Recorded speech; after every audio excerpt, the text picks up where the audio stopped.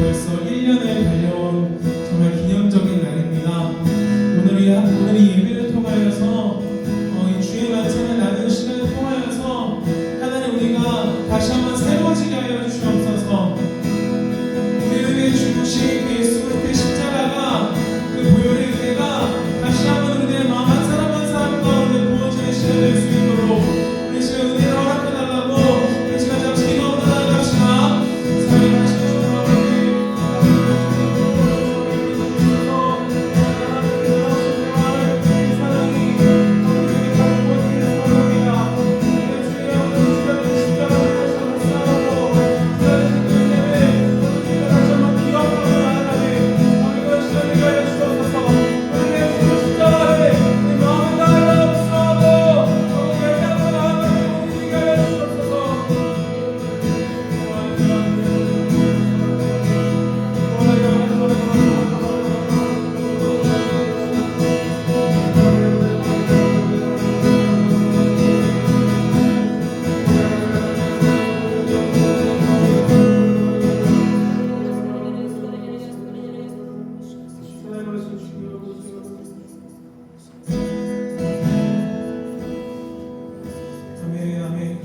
주님께서 오늘 예배를 통하여서 하나님의 그 크신 은혜가 얼마나 컸는지, 나를 향한 하나님의 사랑이 얼마나 뜨겁고 간절했는지를 우리 한 사람 한 사람에게 깨닫게 하시는 그런 예배로 인도하실 줄 믿습니다.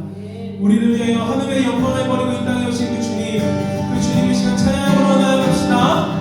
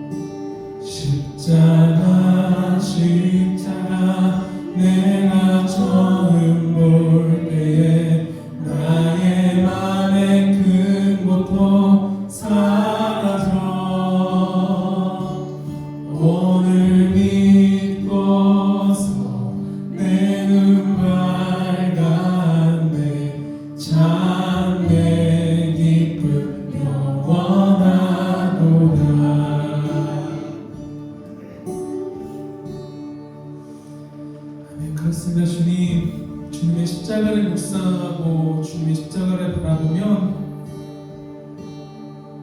주님 언제나 우리에게 감사뿐입니다. 너무나도 죄송하고 때론 너무나도 죄스러운 마음이 들 때가 있지만 그 모든 걸 뛰어넘어 이런 나까지 포기하지 않고 구원하시려고 사랑하심으로 죽으신 그리스도의 그 사랑을 생각하면 그저 감사라는 고백밖에 나오지 않습니다. 예, 주님 감사합니다. 오늘 그 나를 위해 죽으신 십자가를 기념하고 기억하기 위하여 오늘도 우리가 주의 만찬을 나누는 복된 시간을 가질 것입니다. 하나님, 시작부터 끝까지 주님께서 주관하여 주시고 우리 모두에게 주의 만찬을 나눔으로써 깨닫는 은혜를 허락하여 주시옵소서. 감사하며 살아 역사하시는 예수님의 이름으로 기도합니다. 네, 오늘 우리 함께 나누는 하나님의 말씀은요, 고린도전서 11장 23절에서 29절까지의 말씀입니다.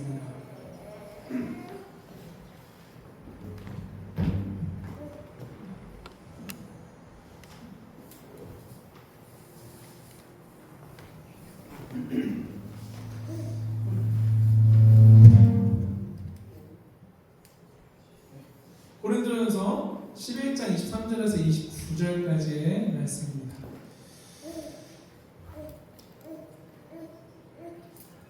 고린도전서 11장 23절에서 29절까지의 말씀 우리 다 찾으신 줄 알고 앞에 화면에도 떠 있으니까 우리 한 목소리로 합독하며 읽어 내려가도록 하겠습니다. 23절부터 29절까지 말씀입니다. 시작. 내가 너희에게 전한 것은 주께 받은 것이니 곧 주 예수께서 잡히시던 밤에 떡을 가지사 축사하시고 떼어 이르시되 이것은 너희를 위하는 내 몸이니 이것을 행하여 나를 기념하라 하시고 식후에 또한 그와 같이 잔을 가지시고 이르시되 이 잔은 내 피로 세운 새 언약이니 이것을 행하여 마실 때마다 나를 기념하라 하셨으니 너희가 이 떡을 먹으며 이 잔을 마실 때마다 주의 죽으심을 그가 오실 때까지 전하는 것이니라.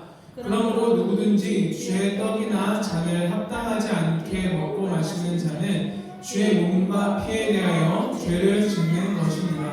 사람이 자기를 살피고 그 후에야 이 떡을 먹고 이 잔을 마실지니 주의 몸을 분별하지 못하고 먹고 마시는 자는 자기의 죄를 먹고 마시는 것이니라. 아멘. 네, 할렐루야. 네, 저는 오늘 이 본문의 말씀을 중심으로요 이런 제목으로 함께 말씀을 나누고자 합니다. 기억하고 연합하며 소망을 품는 주의 만찬.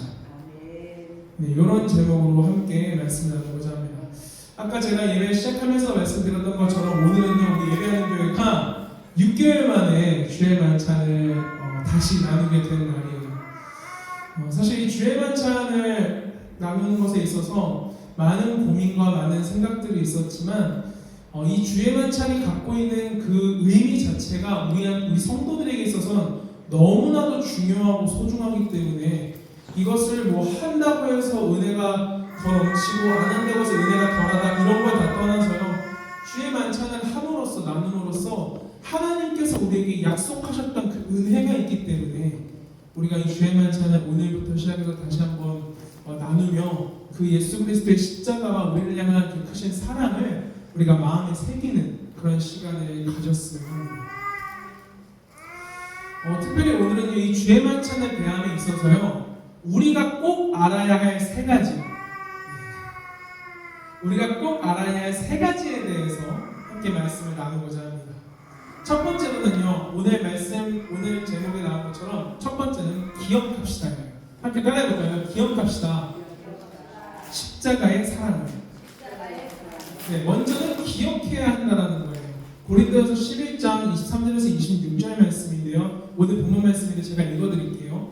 내가 너희에게 전한 것은 주께 받은 것이니 곧 주 예수께서 잡히시던 밤에 떡을 가지사 축사하시고 떼어 이르시되 이것은 너희를 위하는 내 몸이니 이것을 행하여 나를 기념하라 하시고 식후에 또한 그와 같이 잔을 가지시고 이르시되 이 잔은 내 피로 세운 새 언약이니 이것을 행하여 마실 때마다 나를 기념하라 하셨으니 너희가 이 떡을 먹으며 이 잔을 마실 때마다 주의 죽으심을 그가 오실 때까지 전하는 것입니다. 아멘. 예수님께서는요 제자들과 마찬 만찬을 나누시며 떡을 떼어주시고 잔을 나눠주셨습니다. 이는 예수님의 몸과 피를 상징하며 우리 죄를 위한 희생을 의미하기도 합니다. 우리는 이 빵과 포도주를 통해 십자가에 서리신 예수님의 사랑을 기억해야 합니다. 그분의 희생은요 우리의 죄를 씻고 영원한 생명을 주셨습니다.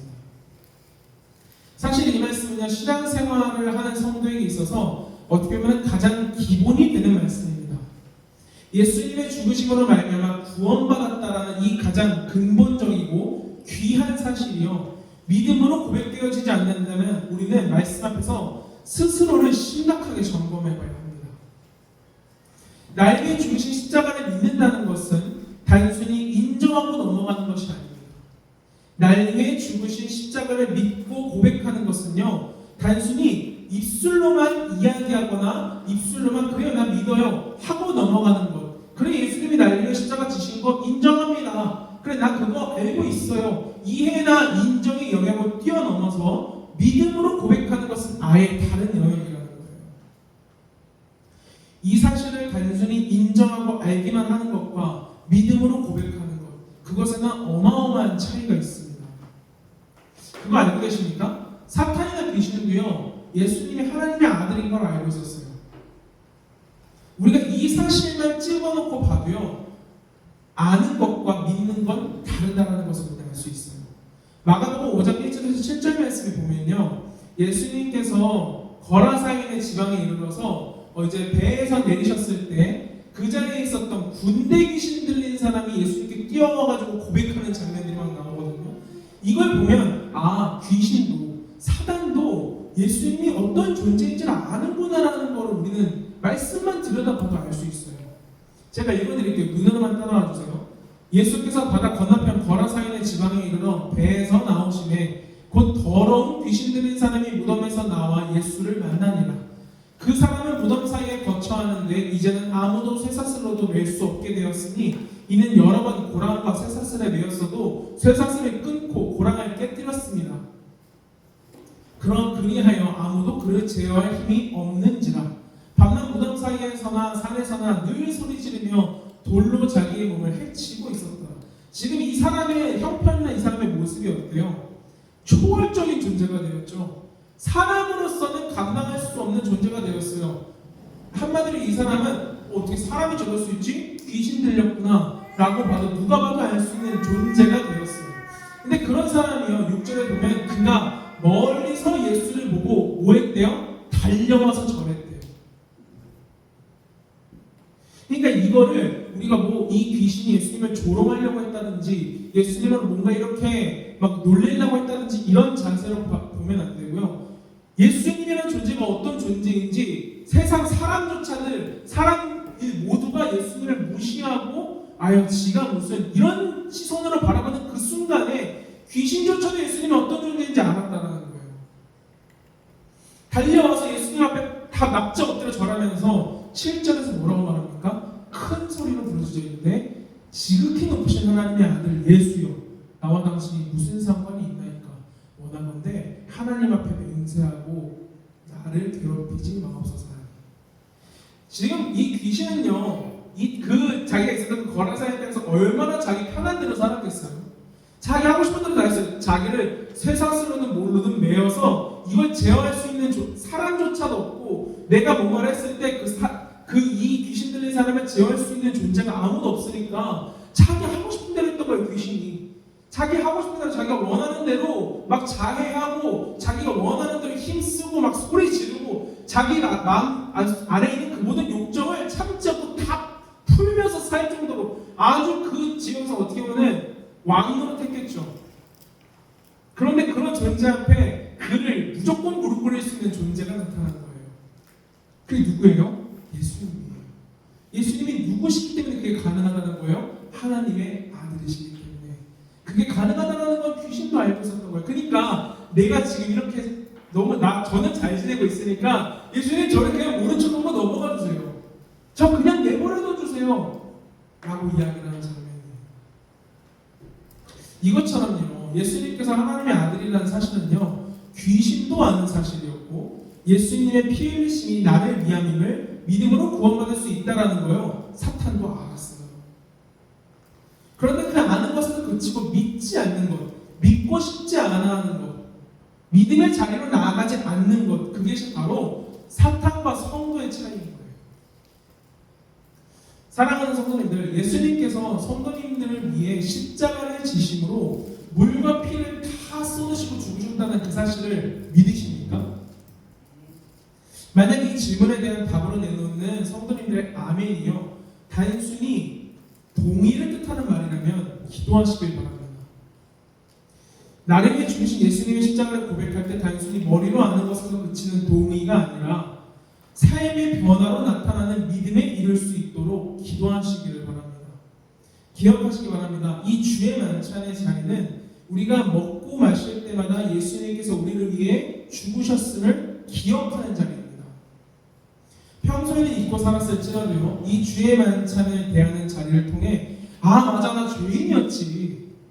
맞아, 예수님이 이런 나 때문에 죽으셨었지. 맞아, 나 예수님 아니었으면 구원 못 받는 존재였지. 이걸 깨닫고 기억하게 되는 자리가 바로 주의 만찬을 나누는 자리라는 것입니다. 이 사실을 깨달으시기를 바랍니다. 그리고 두 번째는요, 따라해 보실까요? 연합합시다. 그리스도의 몸된 교회로. 네, 고린도서 10장 16절에서 17절 말씀을 보면요, 함께 읽어볼까요? 시작. 우리가 축복하는 바 축복의 자는 그리스도의 피에 참여함이 아니며 우리가 떼는 떡은 그리스도의 몸에 참여함이 아니냐.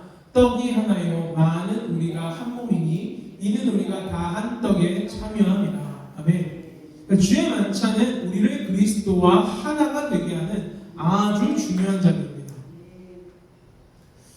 우리는 떡과 포도주를 통해서 그리스도의 몸된 교회의 공동체 안에서 교회는요 서로 사랑하고 섬기며 그리스도의 사랑을 세상에 전하는 공동체가 되어야 합니다. 그것이 교회가 존재하는 이유라는 거예요. 우리가 지금 읽은 고린도서 10장 16절에 보면요, 우리가 그리스도의 머리에 참여하는 게 아니라 어디에 참여한다고 말하고 있어요? 그리스도의 몸에 참여한다라고 이야기하고 있습니다. 이는 우리 중 그 누구도 그리스도의 머리가 될 수 없다는 거예요. 우리 중 그 누구도 교회의 머리가 될 수 없고요, 우리 중 그 누구도 공동체의 머리의 자리에 올라서서 내가 원하고 내가 생각하고 내가 바라는 것을 꿈꾸고 그 꿈대로 그 교회나 공동체를 끌어갈 수 있는 존재가 아무도 없다는 거예요. 그리스도께서 머리 된 공동체, 그것이 바로 교회입니다. 머리는 오직 한 분, 그리스도여야 해요. 머리는 오직 한 분이셔야 합니다. 그래서 우리 몸은요, 그리스도가 머리 대신 몸된 교회로서 머리가 시키는 대로 해야 돼요. 교회가 그런 공간입니다. 만약에 예를 들어서요, 머리가 원하는 게 있어요. 그러면 몸은 어떻게 해야 돼요? 해야 돼요. 하지만 머리가 원하지 않아요. 그럼 몸은 어떻게 해야 돼요? 하지 말아야 돼요. 그게 바로 건강한 신체를 이룰 수 있는 머리 대신 그리스도를 모신 몸된 교회라는 것입니다. 우리 사람의 몸을 예로 들어서 한번 볼까요?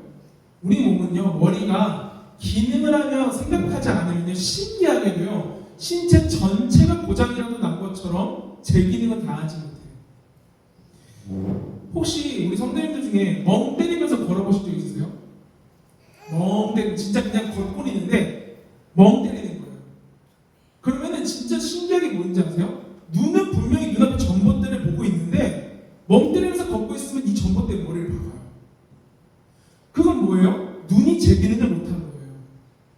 생각이 다른 데가 있으니까 눈앞에 있어도 그것을 보지 못하는 거예요. 보고 있으나 보지 못하는 상황이 되는 거죠.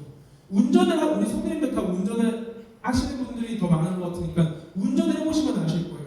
운전을 하면서 앞을 분명 주시하면서 보고 있는데 내 생각이 다른 데가 있으면 앞에 신호가 바뀌었는지, 앞에 사람이 지나가는지, 내가 지금 직진을 해도 되는 상황인지 판단이 제대로 안 돼요. 생각이 다른 데가 있습니다. 이것처럼 우리 머리가, 사람 몸도요, 머리가 제대로 된 기능, 머리가 생각을 올바르게 하고 있지 않으면 몸은 망가진 것처럼 제 기능을 다하지 못한다는 거예요.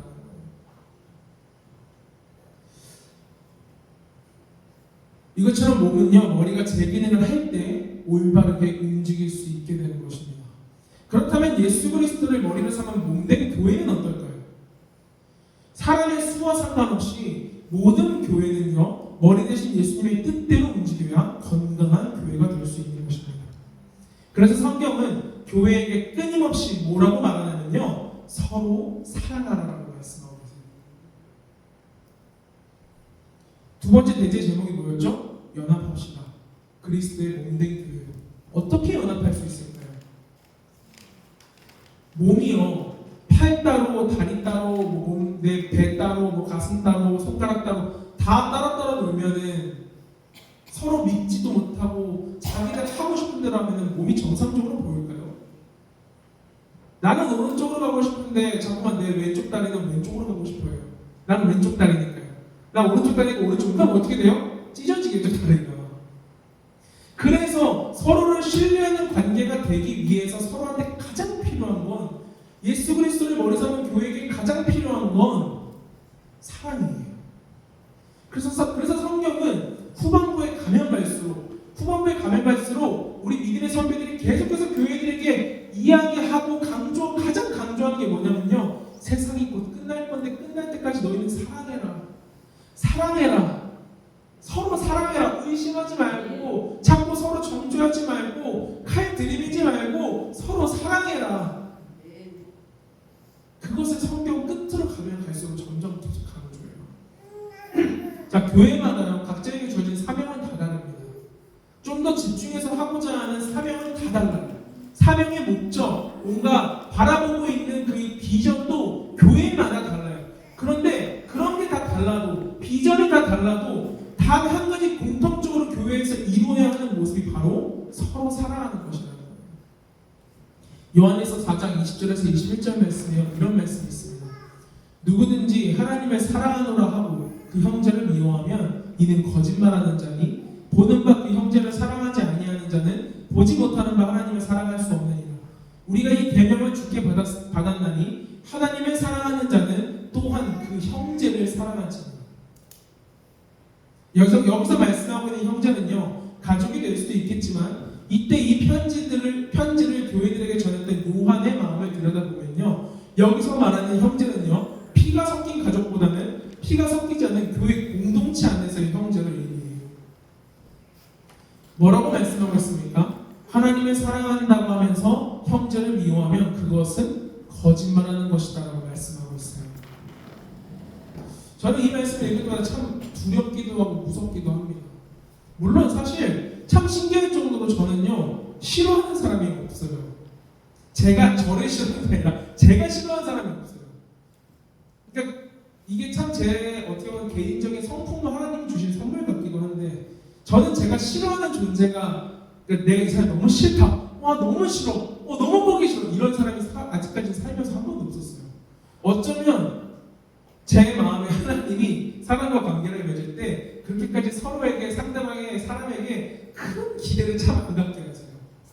사람에게 큰 뭔가 바라거나 이런 마음을 잘 안 갖게 하세요. 그래서 그 사람의 어떤 그런 모습을 봤을 때 그래 뭐 그럴 수 있지 이러고 그냥 넘어가는 것 같아요.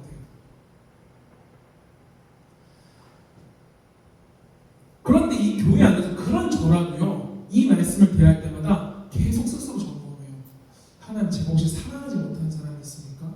근데 이게 진짜 무서운 게 뭔지 아세요? 미워하지 않는다고 해서 사랑하는 게 아니라는 거예요. 다시 말씀드릴게요. 미워하지 않는다고 해서 사랑하는 건 아니에요. 아무런 감정을 갖고 있지 않는 상태가 사랑하는 건 아니잖아요. 내가 그 사람을 바라볼 때 그 사람을 그냥 그 존재 자체로 그냥 인정하고 말아버리는 게 사랑은 아니라는 거예요. 그런데 성경은 뭐라고 말해요? 이웃을 사랑하지 않고 네 형제를 사랑하지 않으면 네가 하나님을 사랑하는 건 거짓말이라고 이야기하고 있는 거예요. 여기서 지금 21절에 우리가 이 계명을 주께 받았나니 라고 나오는, 여기서 나오는 계명이 뭡니까? 계명은 해도 되고 하지 않아도 되는 겁니까? 성경에서 나오는 계명은요, 선택지가 주어지는 게 아니라 해야 하는 거예요. 계명은 우리에게 너 이거 지켜도 되고 안 지켜도 돼, 그런데 그냥 네 삶에 좀 도움되라고, 네 삶에 좀 동기부여되라고 내가 너한테 그냥 이야기해 주는 거야가 아니라, 계명은 우리에게 하나님께서 주실 때 이대로 살아라, 성도로서 이대로 사는 게 복이다, 네가 교회로서 이 마지막 때를 견디며 나아갈 수 있는데 이게 복이다, 이렇게 이 계명대로 살아라고 주시는 게 계명이에요.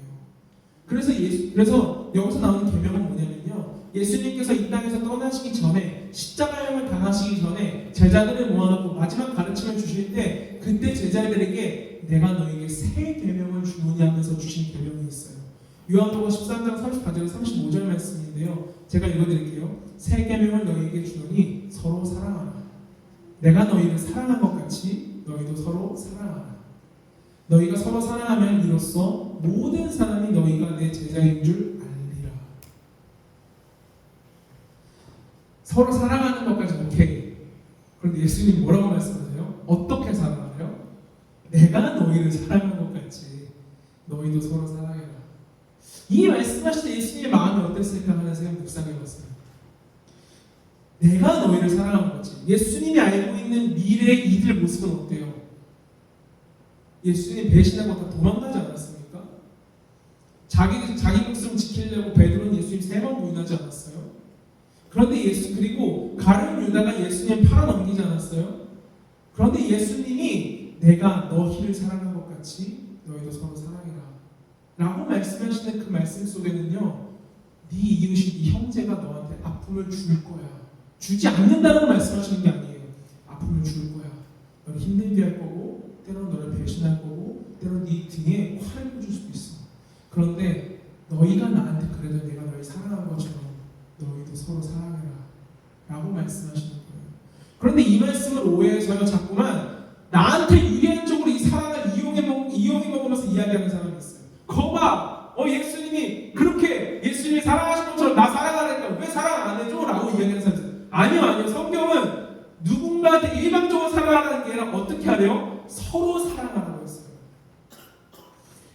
내가 예를 들어서 저와 우리 사모가 있으면 저와 사모가 서로 뭘 해야 되냐면 서로가 어떤 상처를 주고 어떤 상처를 받든 그래도 서로 사랑하라는 거예요. 서로 끄집어 당기면 사랑하라는 거예요. 저와 권사님이, 저와 안수임사님, 저와 집사님이, 저와 자매님이, 저와 성도님이 그냥 서로 끄집어 당기면서 계속 사랑하라. 그게 예수님께서 교회에게 주신 새 계명이라는 거예요. 마지막 때가 다가오고 얼마나 난리가 일어나고 얼마나 서로 상처받고 상처 줄 일이 많아지겠어요. 얼마나 혼란스럽겠어요. 그런 때가 다가오면 다가올수록 교회가 버티고 힘을 내고 모일 수 있는 유일한 한 가지 힘이 서로 사랑하는 것 외에 없다는 거예요. 좋은 시스템, 좋은 어떤 아이템, 좋은 어떤 기획 이런 것들이 교회를 서로 모이게 합니까? 아니에요. 서로 사랑해야 모일 수 있습니다. 그걸 예수님이 하셨던 겁니다. 그래서 제자들에게 내가 너에게 새 계명을 줄게. 이 계명 꼭 지키면서 살아. 서로 사랑해라. 내가 너를 사랑한 것 같이 너희도 서로 사랑해라. 그 사랑의 본이 되시지 않았습니까? 참 가슴 아프게 돼요. 교회 안에서 성도가 성도를 대할 때요. 서로 우리 교회 안에 예수 그리스도를 머리 삼은 한 몸 된 교회는요. 우리는 다 예수님을 머리 삼은 교회잖아요. 예수님을 머리 삼은 다 한 몸이잖아요. 그런데 참 가슴 아프게도 성도가 성도를 바라볼 때 성도가 성도를 바라보지 못하고 한 몸, 내 몸의 지체로 바라보지 못하고 세상 사람들 보는 것과 똑같은 시각으로 바라보는 경우가 가끔 종종 있곤 해요. 그래서 더 신랄하고 더 냉정하게 그들을 바라봐요.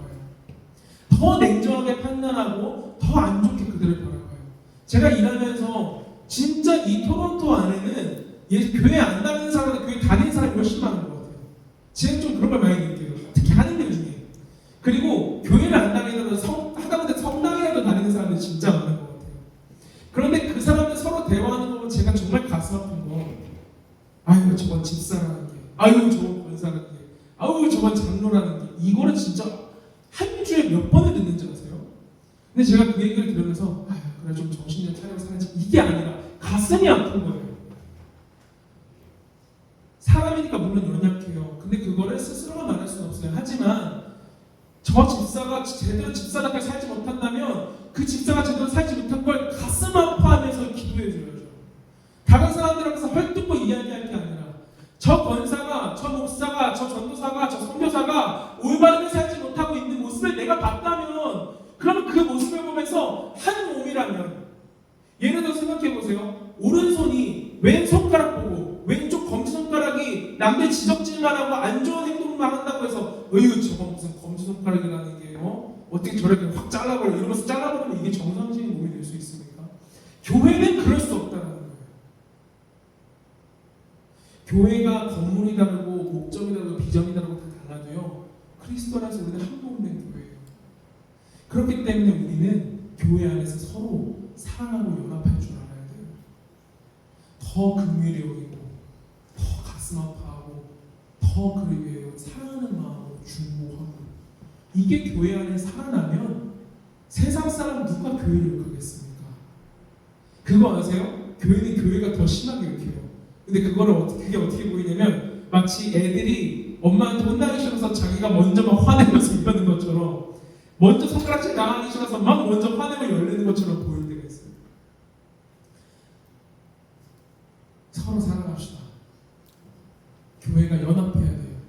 우리끼리 똘똘 뭉치자는 게 아니에요. 예수님 말씀하셨잖아요. 너희가 서로 사랑하는 그 모습으로 너희가 내 제자인 줄 알 거다. 세상이 너희가 내 제자인 줄 알 거라고 했어요. 지금 시대는 서로가 서로를 사랑하기보다 서로가 서로를 더 큰 잣대로, 더 좀 냉정한 잣대로 많이 판단하는 모습이 더 많이 보이는 것 같아 가슴이 아파요.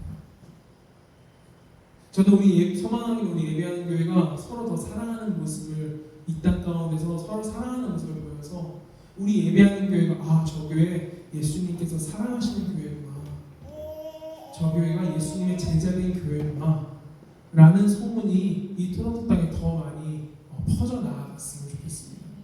세 번째로는요, 따라해보실까요? 소망합시다. 다시 오실 예수님을 소망하자는 거예요. 요한복음 14장 3절 말씀이에요. 가서 너희를 위하여 거처를 예비하면 내가 다시 와서 너희를 내게로 영접하여 나 있는 곳에 너희도 있게 하리라. 예수님께서 뭐예요? 오시겠다고 약속하셨어요. 예수님 오시겠다고 약속하시면 어떻게 됩니까? 오세요.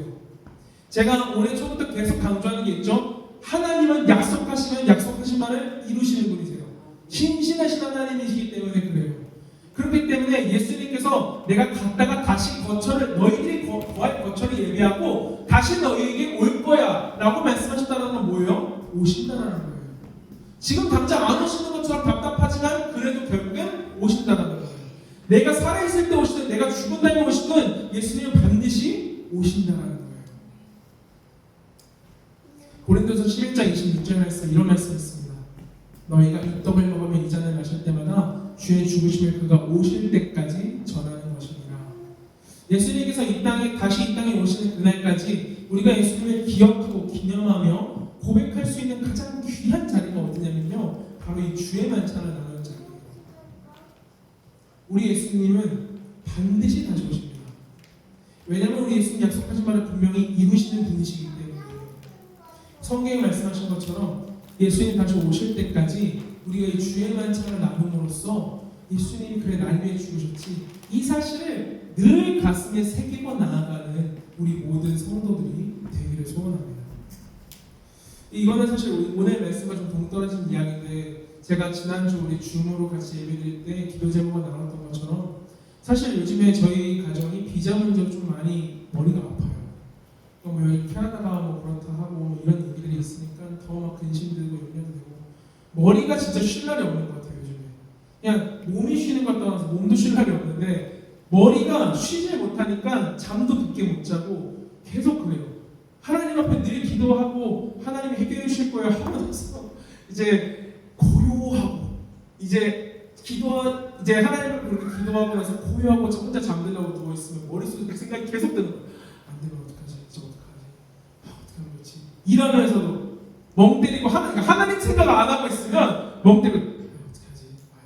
이러고 있었어요. 그런데 제가 처음에 이 땅에 올 때, 최근에 이번 주에 하나님이 제 마음을 강하게 주신 건, 제가 처음에 이 땅에 올 때 하나님이 저희 가정에게 주신 말씀이 있어요. 그 말씀이 뭐냐면요, 시편 46편 10절에서 11절 말씀이에요. 하나님 이 말씀을 저희 주시고 저희 이 말씀을 하나 붙들고 이러고 있는 거예요. 근데 이때 뭐라고 말씀하시냐면, 이르시기를 너희는 가만히 있어 내가 하나님됨을 알지어다. 내가 문나라 중에서 높임을 받으리라. 내가 세계 중에서 높임을 받으리라 하시도다. 만군의 여호와께서 우리와 함께 하시니 야곱의 하나님은 우리의 피난처시도다. 아멘. 이 말씀 저에게 주시셔서 이 말씀 붙들고 여기 왔어요. 이런 말씀을 주시면서 제 마음에 그때 당시에 가장 강하게 주셨던 그 하나님의 한마디는 뭐였냐면요, 정면에 내가 너를 통해 토론토 땅에서 높임을 받을 거야. 토론토 땅에 다시 나를 예배하게 할 거야. 그러니까 그저 내 안에서 가만히 내 뜻을 따라주기만 하래요. 제가 하나님 앞에 정말 캐나다 가야 되니까 기도하다 하나님 딱 이렇게 마음 주셨어요. 정말 네가 하나님 뭐라고 기도했겠어요. 하나님 저 영어 못해요. 가서 영어도 못하는데 캐나다 땅 가서 뭐해요 하나님. 제가 저 진짜 한국에서도 한국말도 잘 못했는데 영어를 어떻게 제가 거기서 생활을 합니까? 어떻게 거기서 먹으면 전해요. 하나님 저 진짜 두려워요. 그렇게 막 하나님께 눈물 흘리면서 막 금식하면서 기도를 했단 말이에요. 근데 그때 하나님이 제 마음에, 정말 내가 너를 통해 토론토 땅에서 높임을 받을 거야.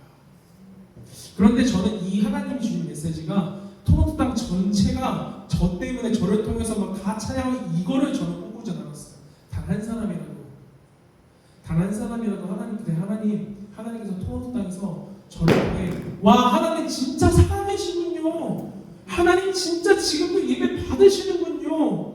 하나님 찬양받기 합당하십니다라는 고백을 단 한 영혼을 통해서라도 하나님께서 받으신다면 가겠습니다라는 마음으로 토론토로 왔단 말이에요.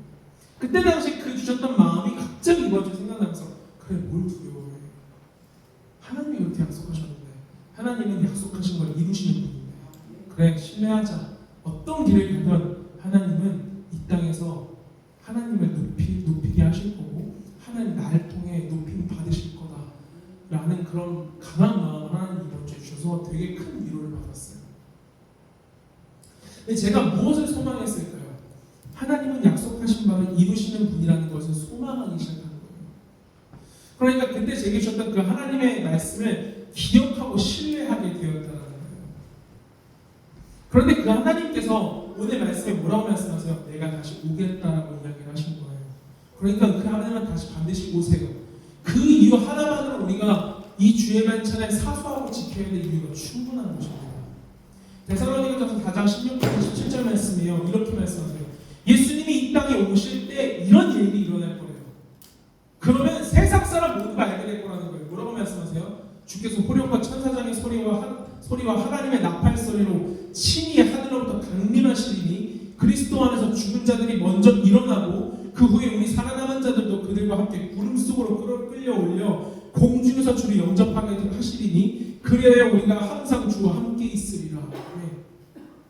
제가 이 말씀 묵상하면서 저희 교회를 떠올렸는데 저희 교회는 예수님 오시면 가장 먼저 보일 것 같아요. 죽은 자들이 일어나는 모습을 그런 생각을 해. 갑자기 그런 생각이 들었어요.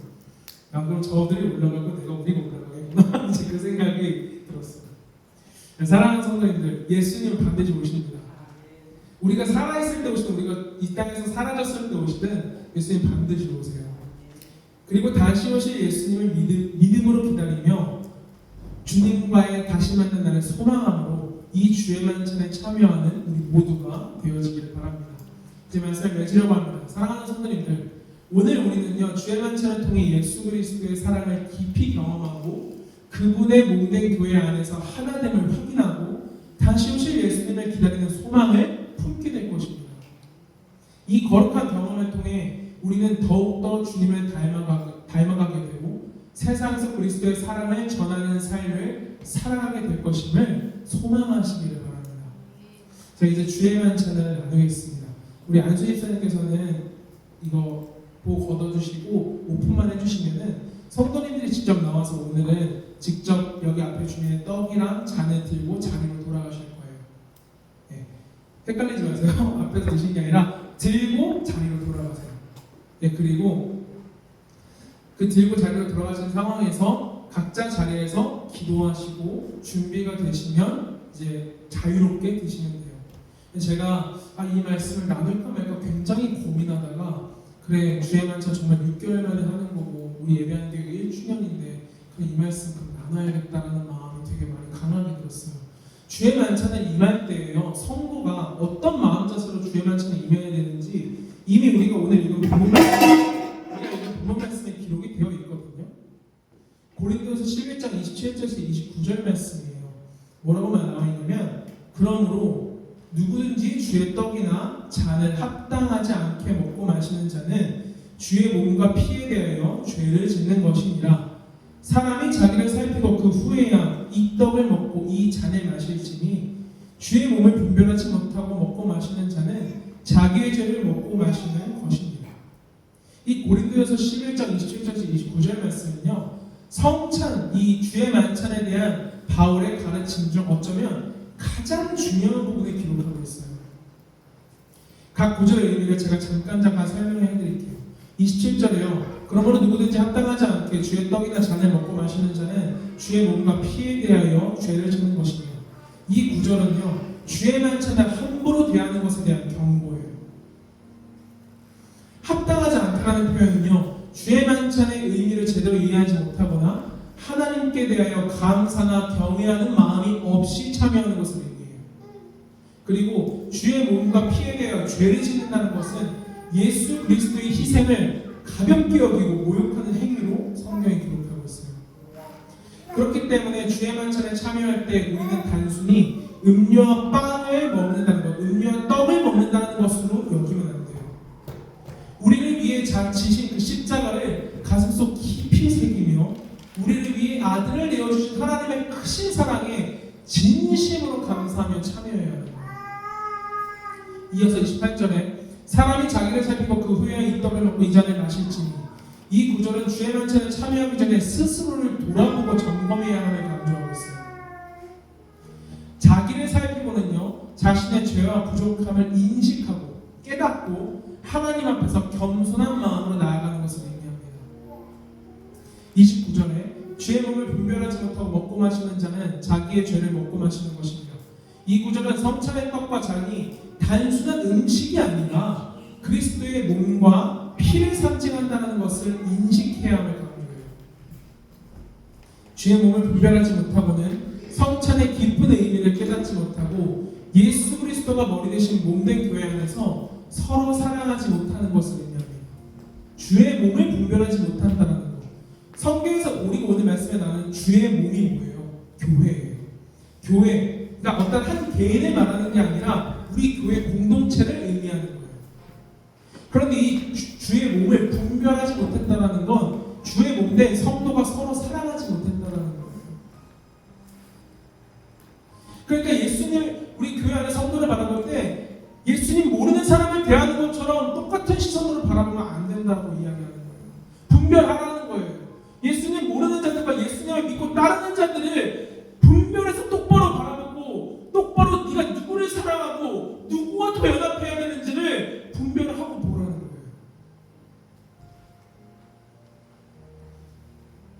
우리는 언제나 서로가 예수님의 자녀이며 예수 그리스도로 말미암아 한 몸된 교회임을 기억해야 합니다. 여기서 자기의 죄를 먹고 마신다는 것은 합당하지 않는 태도로 성찬에 참여함으로써 스스로에게 오히려 안 하기만 못한 주의 만찬이 될 수도 있다는 것에 대한 경고의 말씀을 기록하고 있습니다. 간혹 주의 만찬에 참여하는 것 자체가 마치 면죄부처럼 여겨져서 이 떡과 이 포도주를 마신다고 우리의 죄가 사라진다고 생각하시는 분들이 있어요. 내가 이 떡과 이 잔을 마시는 것 때문에 내가 거룩해진다고 착각하는 경우가 있어요. 그런데 그게 아닙니다. 우리가 주의 만찬에 참여하는 이유는요, 예수님의 십자가가 나 같은 죄인을 위한 것이었음을 다시 마음에 새기고 기억하는 자리라는 겁니다. 즉 이 떡과 포도주를 통해 우리의 죄가 사라지는 게 아니라 주의 만찬은요, 예수님의 몸과 피를 상징하는 이 떡과 포도주를 먹고 마심으로써 우리를 위해 십자가 지신 예수님을 기억하고 그 십자가를 다시 한번 가슴에 깊이 새김으로 우리의 정체성을 회복하는 시간인 것입니다. 말씀드린 것처럼 오늘은 각자 나오셔서 앞에 있는 빵과 잔을 직접 들고 자리로 다시 돌아가셔서요, 각자 기도하고 각자 마음의 준비가 되었을 때 떡과 잔을 드시면 되겠습니다. 이제 순서대로 우리 성도님들 나오셔서 떡과 잔을 들고 자리로 돌아가시면 될 것 같습니다.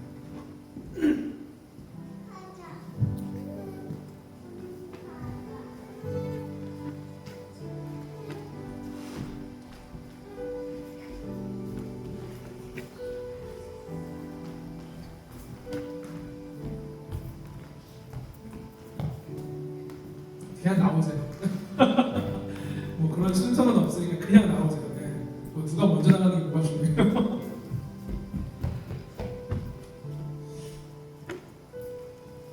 제가 한국에서도 그렇고 주의 만찬 나누고 성찬 나눌 때 가장 좀 의아했던 부분이 저는 제가 나고자 거의 자랑 교회에서 14세가 넘으면 누구든지 참여할 수 있게 해주셨어요. 그런데 이 주의 만찬 떡과 잔을 받고 마시는 시간이 되니까 마셨고 먹어야 되는 시간이 되니까 먹었단 말이에요. 그런데 제가 그 주의 만찬을 놓고 생각하고 묵상할 때 내가 정말 이게 내 삶에 정말 중요한 순서로 기억하고 있나? 내가 정말 예수님의 그 십자가를 마음속에 새기고 먹었나? 이런 생각을 많이 했었습니다. 그래서 사실 제가 성도님들께 말씀드릴 수 있는 건 내 마음에 정말 예수님의 십자가에 대한, 제가 좀 아까 말씀드렸죠, 이런 마음으로 성찬에 참여해야 된다는 거. 그런 마음이 내가 준비가 안 됐다고 하면 안 드셔도 괜찮죠. 주의 만찬은 그만큼 너무나도 귀하고 중요한 자리입니다. 내 마음에 예수님이 나를 위해 지신 십자가가 가슴속 깊이 새겨져서 맞아, 예수님, 나 예수님 아니면 구원 못 받는 존재였어요. 맞아요, 주님, 나 주님 때문에 구원받았어요. 주님 때문에 여기까지 왔어요. 주님 감사합니다. 주님 감사합니다. 그 마음으로 오늘 주의 만찬에 참여하실 수 있었으면 좋겠습니다. 자유롭게 참여하시고 이제 나머지 기도하시고 이 주의 만찬 시간 우리 예수님께만 집중하여 나아가는 시간으로 갖도록 하겠습니다.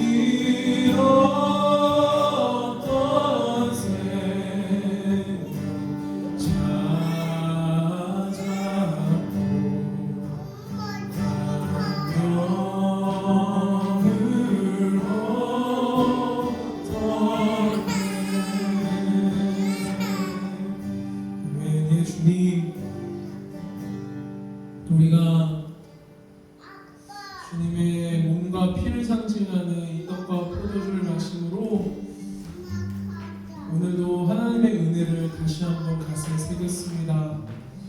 주님, 우리가 이 떡과 잔을 나눈 것에 참여할 수 있게 해주셔서 감사합니다. 주님, 역시 주님 아니면 우리 안 되는 존재임을 다시 깨달았습니다. 다시 정말 하나님의 그 크신 은혜 덕분에 우리가 여기까지 왔음을 고백하게 되었습니다. 주님, 나를 위해 죽으셔서 감사합니다. 이 못난 죄인 때문에 그 고진 고통 힘든 시간들 주님 다 감수해 주셔서 죄송하고 감사합니다. 하나님, 그 십자가의 은혜에 늘 감사함으로 살아가는 우리 모두가 되겠습니다. 그리고 주님 그 말씀에 순종해서 더 서로 연합하고 사랑함으로 하나 되는 교회, 주님 우리 교회가 그런 교회 되겠습니다. 서로 더 사랑해서 그 사랑하는 모양으로 세상이 우리를 바라볼 때 주님의 제자된 교회라고 세상이 말하는 그런 교회가 되기까지 더 서로 사랑하겠습니다. 하나님, 우리 교회를 그렇게 끝까지 자라가게 하여 주시옵소서. 주님 감사합니다. 오늘도 주님 앞에 감사하는 마음 가득 담아 오늘의 예물을 준비해 주님께 올려드립니다. 하나님, 기쁘게 받아주시옵소서. 정말 주님 기쁘게 받아주셨으면 좋겠습니다. 정말 주님의 마음에 흡족한 예물로 올려줬으면 좋겠습니다. 주님, 오늘 우리 한 사람 한 사람이 주님 앞에 드린 그 예물이 주님의 기쁨이 되어져서 우리들의 삶이 덩달아 주님의 기쁨이 될 수 있도록 주님이 인도하여 주시옵소서. 오늘 함께 예배하지 못한 우리 아쉬운 우리 성도들이 있습니다. 하나님, 그들의 마음과 발걸음 주님이 누구보다 잘 아시오니 함께 예배할 수 있는 자리에 더 보내주셔서 우리가 더 전심으로 더 많은 목소리들이 모여 아버지를 예배할 수 있도록 우리 교회를 주님 채워주시옵소서. 주님께서 우리 교회를 포기치 않고 끝까지 지키시며 인도하실 것을 믿고 감사드리며 예수님의 이름으로 기도드립니다. 아멘. 우리 주님 가르쳐주신 기도 드리고 예배 마치겠습니다. 하늘에 계신 우리 아버지여, 이름이 거룩히 여김을 받으시오며 나라가 임하시오며 뜻이 하늘에서 이루어진 것 같이 땅에서도 이루어지이다. 오늘 우리에게 일용할 양식을 주시옵고 우리가 우리에게 죄지은 자를 사하여 준 것 같이 우리의 죄를 사하여 주옵시고 우리를 시험에 들게 하지 마시옵고 다만 악에서 구하시옵소서. 나라와 권세와 영광이 아버지께 영원히 있사옵나이다. 아멘. 우리 예배하는 게 함께 찬양하면서 예배 마치겠습니다. 신령과 진정으로